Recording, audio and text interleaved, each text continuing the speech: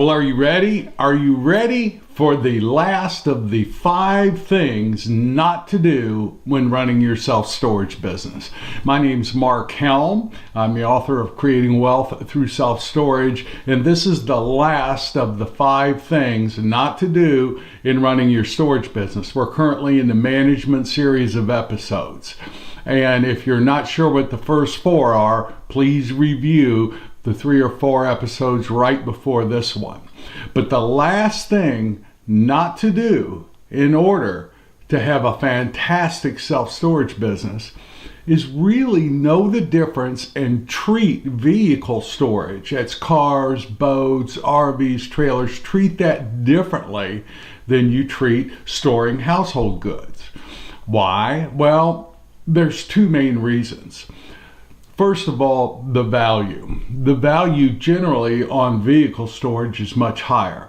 Now, I know your lease says that you are protected if anything happens to the people's goods, anything happens to the people's items, that you're protected and that you will not be held liable for it. I got that. But you have somebody who's storing a truck, an RV, a boat, a trailer on your property, and it gets stolen. Doesn't matter what that lease says. Those people are upset, they're angry, and I'll tell you from experience, they're going to come to you to reimburse them.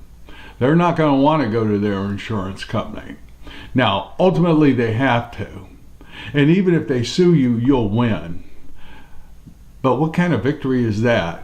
To win over an upset client who's been the victim of theft or damage or something. That's not a very good win. Trust me, I know from experience.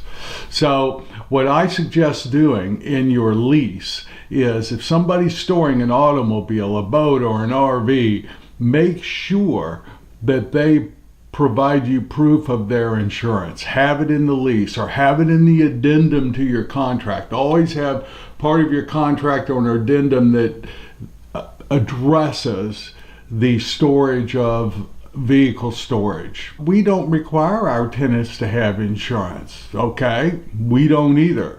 But we ask them to insure their vehicles that they're storing with us.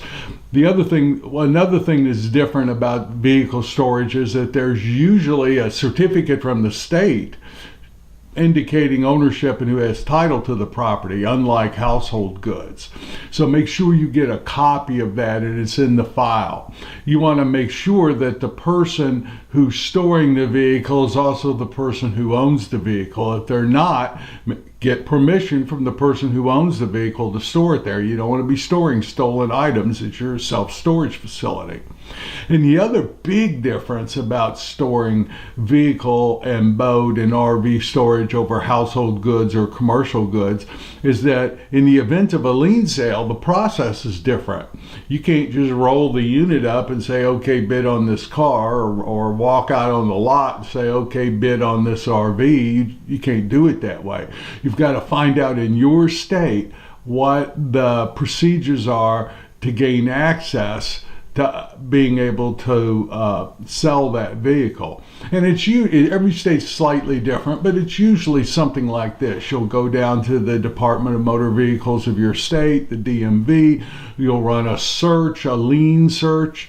There may be a charge for that, but you'll run that lien search and you'll find out who actually owns the vehicle and who has any liens on the vehicle.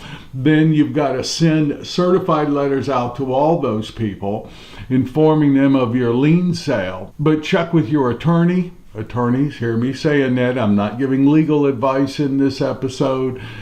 Check with your attorney and or check with your state association or the attorney at your state association and get exactly what the procedures are, best practices for having lien sales on vehicles in your state. Yes, there's a big difference between storing vehicles and storing household goods. You really have a lot more liability exposure and a lot more ways that something can go afoul and trip up when you're storing vehicle storage. Now, I'm not saying don't do it. I'm saying just be careful, know that there's a difference, and protect yourself from the difference. So that's number 5. And here's the thing, you do those 5 things, I'm not saying you'll never have a problem in your business, but you'll probably never have a major problem in your business. Those 5 things are the 5 largest exposures that I've seen that a storage owner has when running a self-storage business. So you address those 5 things, you're going to create true wealth and a fulfilling career in this self-storage industry. It is by far the best business for the small investor that there is. So you remember what the 5 things are? SERA, the Service Members Civil Relief Act. Don't create a bailment. Use the correct address form when there's a change of address. Never let anyone gain access to a unit who's not on a lease or not named in the lease. And treat vehicle storage different than you treat storing household goods. Have an addendum or address it very specifically in your lease.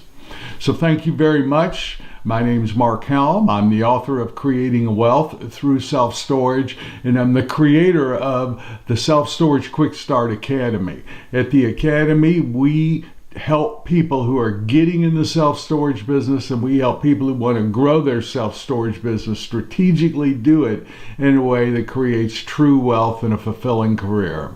Let me know how I can support you, and I'll see you again soon.